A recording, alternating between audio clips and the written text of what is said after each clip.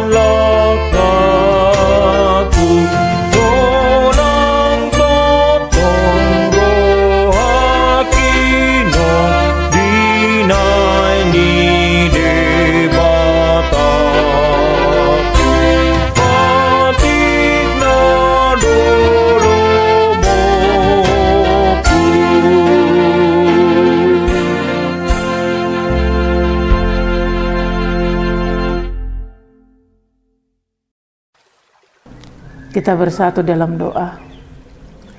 Allah Bapa dalam sorga, terima kasih Tuhan, terpujilah Engkau pada pagi hari yang indah ini. Kami merasakan kembali sentuhan-Mu oleh karena kehidupan yang Tuhan berikan pada saat ini. Untuk memulai aktivitas kami semuanya Tuhan, kami hendak bersekutu lebih dahulu dengan-Mu melalui firman yang Engkau berikan kepada kami yang menjadi jalan kehidupan bagi kami. Biarlah kiranya roh hikmat dan pengertian ada pada kami, dan kami memahami firman-Mu sehingga kami juga memahami segala rencana-Mu dalam kehidupan kami, dan kami akan menjadi orang-orang yang senantiasa memperhatikan apa yang kami imani dalam Engkau, Kristus Yesus Juru Selamat kami yang hidup. Maka izinkanlah kami Tuhan saat ini juga untuk mendengarkan firman-Mu. Dalam nama-Mu kami berdoa dan mengucap syukur. Amin. Jemaat yang dikasihi Tuhan Yesus Kristus, yang menjadi renungan kita pada pagi hari ini atau hari ini diambil dari kitab Ulangan pasal 4 ayat 13. Saya akan bacakan firman Tuhan. Begini dikatakan, dan ia memberitahukan kepadamu perjanjian yang diperintahkannya kepadamu untuk dilakukan, yakni ke-10 firman, dan ia menuliskannya pada 2 loh batu. Demikian dikatakan dalam nats tersebut.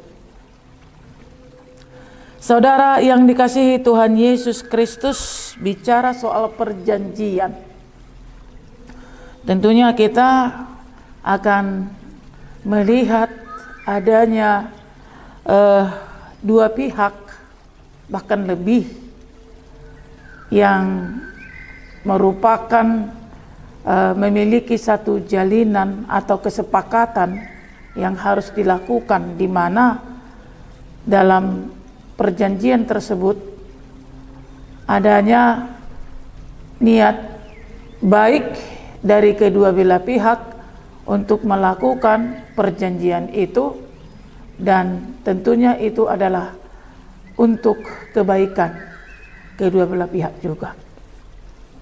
Seperti misalnya kita lihat dari saat 2 anak manusia di tengah gereja kita yang mengikat perjanjian antara laki-laki dan perempuan yang hendak membentuk keluarga baru. Misalnya dalam segi partupolon, mereka diikat dalam satu perjanjian di mana ada yang disepakati untuk terjadinya sebuah hubungan yang baik antara yang satu dengan yang lain. Mereka harus sama-sama menyetujui, menyepakati apa yang menjadi perjanjian supaya keduanya mendapatkan hal yang terbaik dalam perjanjian tersebut. Dan adanya pelanggaran terhadap perjanjian ini tentunya sanksinya harus ada. Inilah yang kita lihat dalam sebuah perjanjian. Untuk mencapai kesepakatan itu, masing-masing harus memperhatikan apa yang menjadi syarat-syarat dalam perjanjian tersebut, sehingga terjadinya nanti hasil yang terbaik sesuai dengan kesepakatan yang diambil. Dalam nats ini saudara, kita melihat bagaimana hamba Allah Musa memperingatkan dan memberitahukan kepada umat Allah, yaitu tentunya Israel, mengingatkan mereka tentang adanya perjanjian antara Allah dengan umat tersebut. Dan ini sudah diingatkan. Pastinya apa yang menjadi perjanjian dalam firman ini adalah melakukan ke-10 firman Tuhan, yang jelas tadi dituliskan pada 2 loh batu. Adanya perjanjian di mana Allah telah berjanji kepada umat Israel itu untuk memberkati mereka, untuk menjaga mereka, dan untuk membawa mereka sampai ke tanah kelahiran mereka, kembali dari Mesir ke tanah Kanaan, Yerusalem yang merupakan kota kebanggaan yang mereka rindukan. Akhirnya mereka akan kembali ke sana, ke tempat kelahiran mereka. Dan Allah sudah berjanji bahwa Allah akan menyertai mereka pada saat Allah telah mendengarkan tangisan dan jeritan mereka, bagaimana hidup mereka di tanah Mesir. Lalu Tuhan peduli dan memperhatikan mereka dan berjanji untuk membawa mereka kembali. Dan Ia telah memakai hambanya Musa untuk membawa umat tersebut. Namun dalam rencana pemulangan ini pastinya Tuhan juga memerlukan hal-hal yang mendukung supaya mereka ini sampai ke tanah mereka itu, ke tanah perjanjian itu. Artinya Allah bukan bekerja sendirian dan bukan seperti sebuah sihir. Umat itu dihantarkan secara tidak tahu, mereka sudah tiba-tiba sampai di tanah Kanaan tersebut. Bukan seperti itu.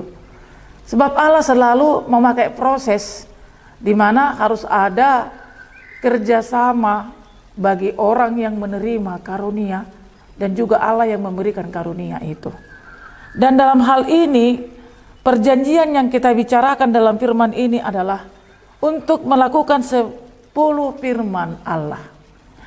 Ketika perjanjian dengan Allah yang sudah ditetapkan dan dituliskan di 2 loh batu, Musa benar-benar mengingatkan kepada mereka, alangkah baiknya mereka melaksanakan perjanjian yang mereka harus kerjakan sesuai dengan perintah Tuhan. Karena janji penyertaan Tuhan itu akan dilaksanakan dan pasti akan dipenuhi oleh Allah. Namun demikian juga dengan umat ini, mereka juga harus sesuai dengan perjanjian bagaimana mereka menghidupi titah Allah, 10 perintah Allah, di mana 10 perintah ini adalah untuk menjaga hubungan mereka dengan Allah dan menjaga hubungan mereka dengan sesama mereka. Sebab ini akan memperlancar rencana Tuhan untuk mengembalikan mereka ke kampung halamannya. Adanya pelanggaran-pelanggaran dalam perjanjian ini akan mempersulit mereka, dan Musa mengatakan kepada mereka bahwa apabila mereka melakukan perjanjian yang penting, itu merupakan perjanjian yang menyangkut kehidupan umat itu, atau menyangkut masa depan mereka sesuai dengan janji Allah, supaya mereka sampai ke tempat tujuan. Dalam firman itu kita melihat, dan bahkan kalau kita membaca dari keseluruhan dari para pasal ini, Musa benar-benar dan sungguh-sungguh serius, dan dia menyatakan dengan keras kepada mereka. Mereka harus melakukan janji mereka kepada Allah. Mereka harus melaksanakan 10 hukum Tuhan yang diberikan sebagai tanda perjanjian kepada mereka. Dan itu akan mendatangkan kebaikan bagi mereka sendiri. Mereka akan hidup, mereka akan terjamin.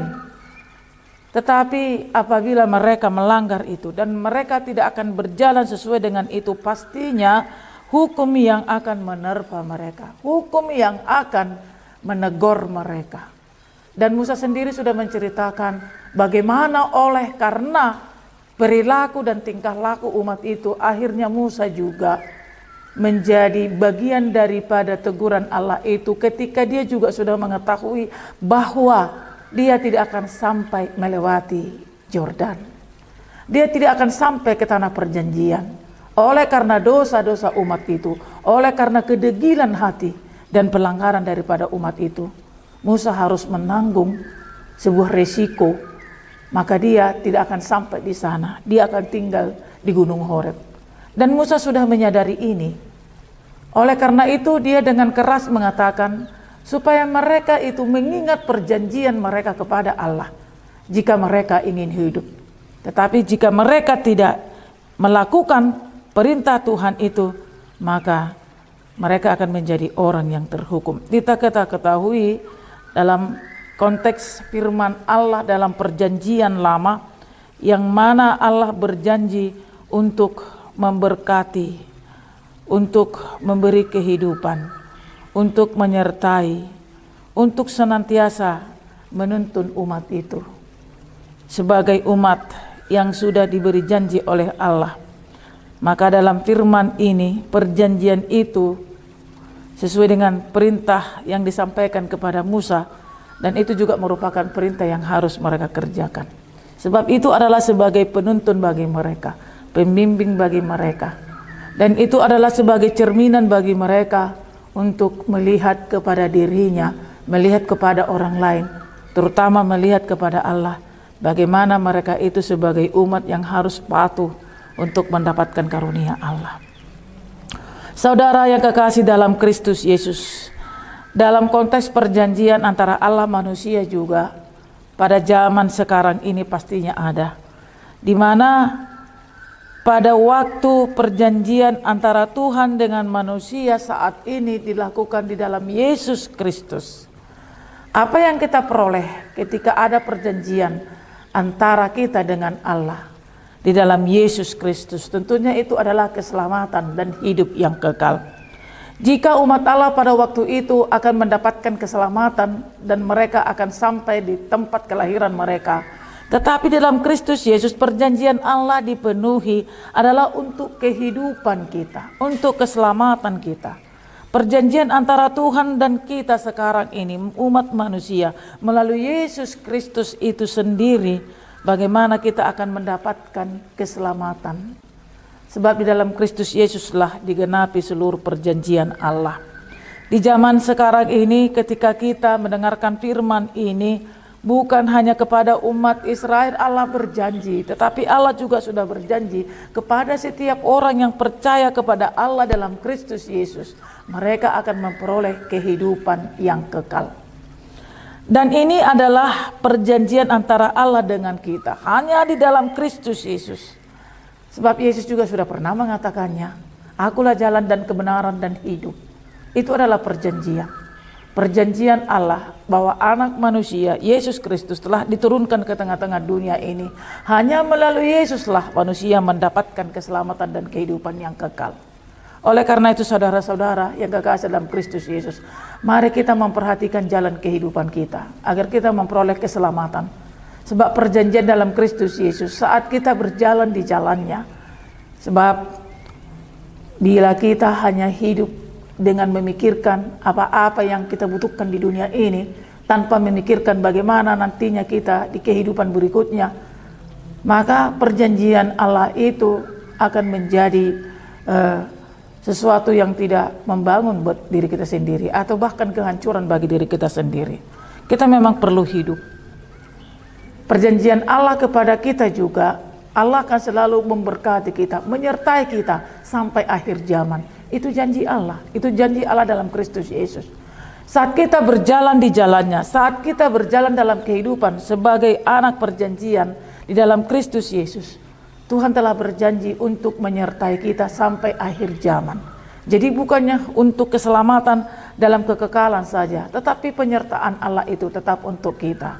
Oleh karena itu, marilah kita dalam kehidupan kita, sekalipun kita membutuhkan banyak hal di tengah-tengah dunia ini, jangan sampai melupakan keselamatan kita di dalam Tuhan.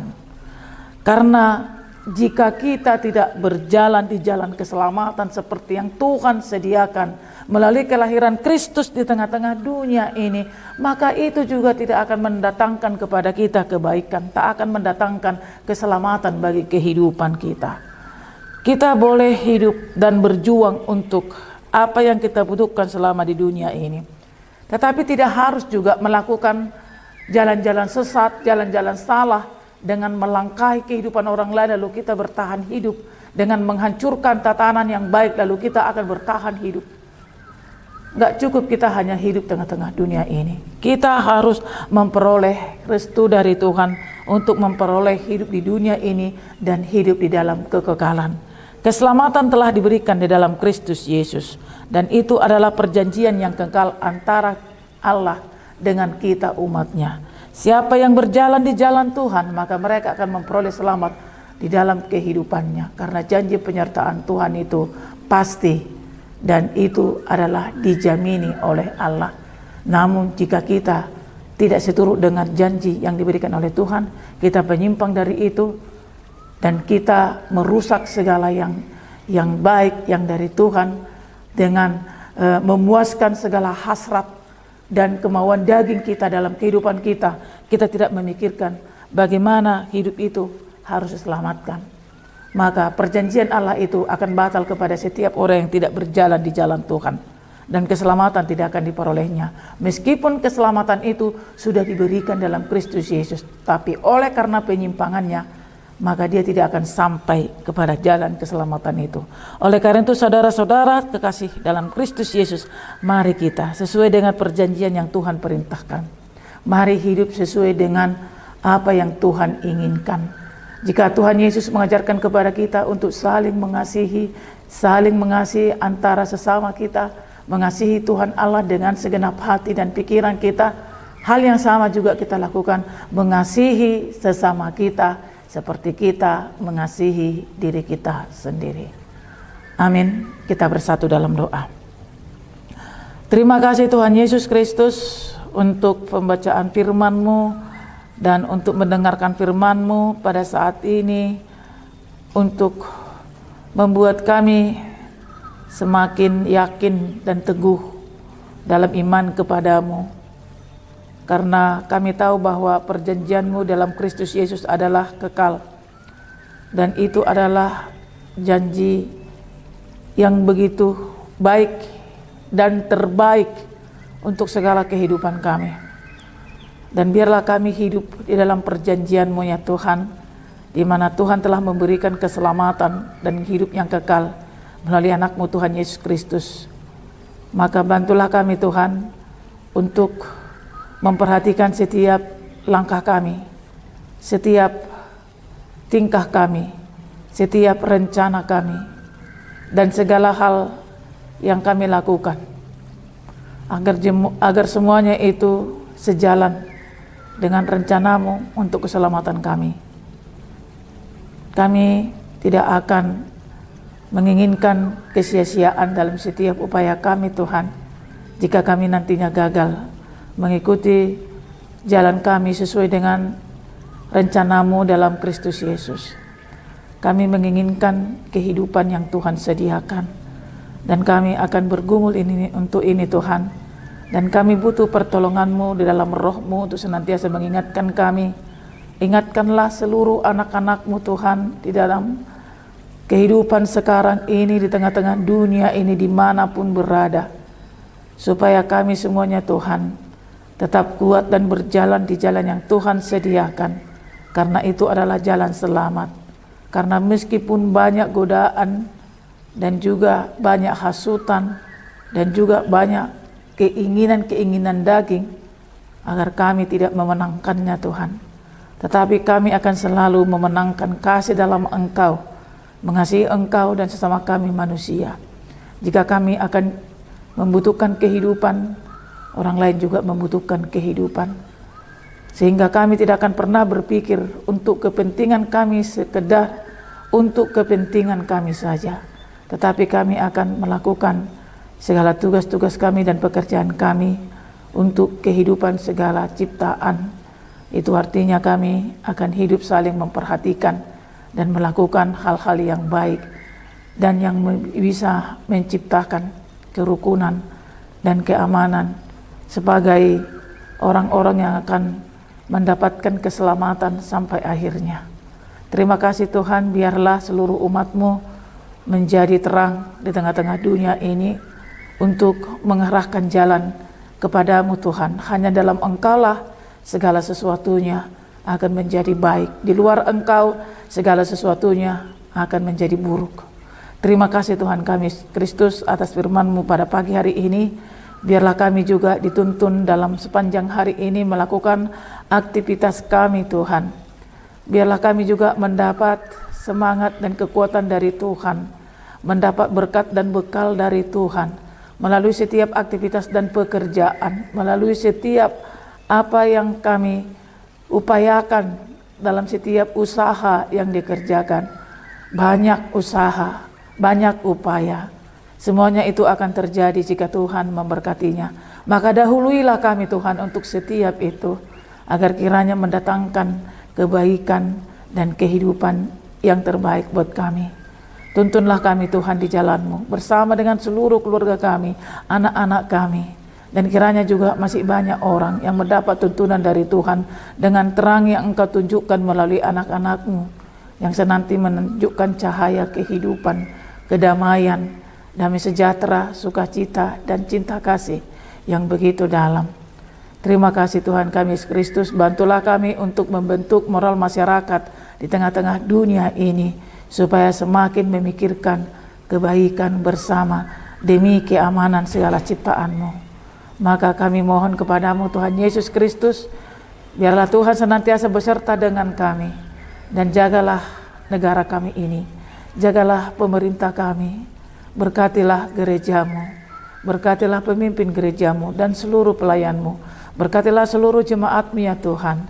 Biarlah kehidupan yang kami peroleh dari-Mu semuanya adalah untuk kebaikan kami dan untuk keselamatan kami. Dan pada saat ini Tuhan, biarlah Engkau yang senantiasa mendahului kami untuk setiap aktivitas kami, dan kami akan terus bersyukur oleh karena kasih karunia yang Tuhan berikan kepada kami melalui segala kehidupan yang Tuhan sediakan, terutama atas keselamatan dan kehidupan yang sudah Tuhan berikan kepada kami. Terpujilah Engkau Tuhan Yesus Kristus, dengarkanlah doa kami ini, hanya dalam Engkau kami mengucap syukur. Terima kasih Tuhan. Amin. Demikianlah renungan kita pada pagi hari ini. Kita bertemu kembali di ibadah berikutnya. Tuhan Yesus memberkati kita semuanya. Shalom.